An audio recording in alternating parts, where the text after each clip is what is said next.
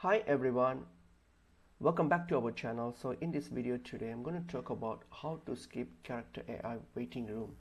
So if you encounter this issue here, it's like where you have to wait due to the high traffic and loads, like you'll be placed on a waiting, or you'll be placed on waiting for your to access your character. So the best way and a legitimate way how you can skip this and get access, priority access, is by using the get character AI plus. So this is a subscription based platform. So if you click on get character AI, so this will take you to this character AI plus platform here.